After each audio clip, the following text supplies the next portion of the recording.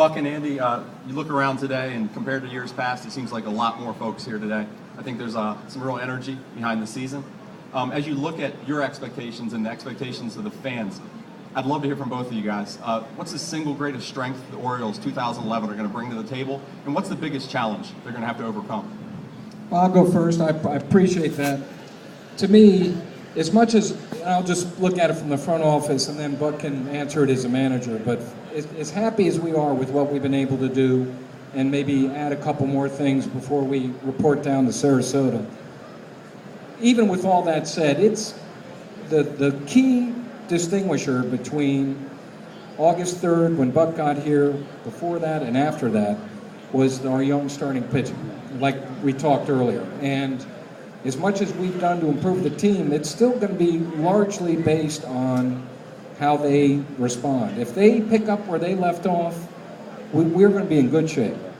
We're going to be able to sustain and build on what we did the last 2 months of last year. But that is by no means a foregone conclusion. And frankly, we haven't done a lot to help support that area. And as I told the morning group, the principal reason for that in my negotiations with some of these guys was I didn't feel, and I would talk to Buck, nor did Buck, that some of these guys we were talking to, I could guarantee them, hey, we got a spot for you. You're one of 5 guys. Because if our young guys pick up where they left off, it's conceivable there wouldn't be a spot. And I think that's hampered us from talking to some guys in terms of coming in and vying for a spot, because they're looking for someone to just say, hey, look, you're going to get the ball once every 5 days. And I'm not sure with some of these guys that we're looking at on the board now, I'm not so sure we're in that spot.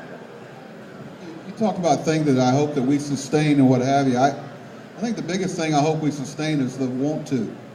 When we go down there, you hear people talk a lot and say, I'm willing to do this. And I ask them all the time, what are you willing to do to bridge the gap between where we are and where we want to be?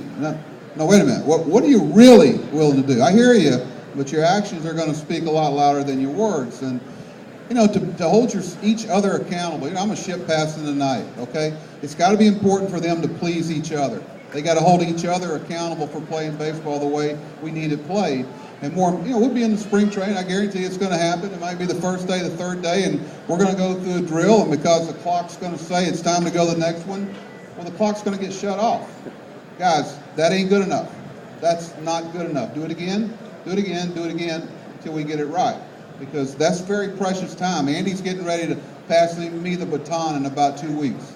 He's done his job in the front office, and obviously we might tweak some things as we go, but when he passes the baton, then we got to bring it. And I got it. Okay, I got it.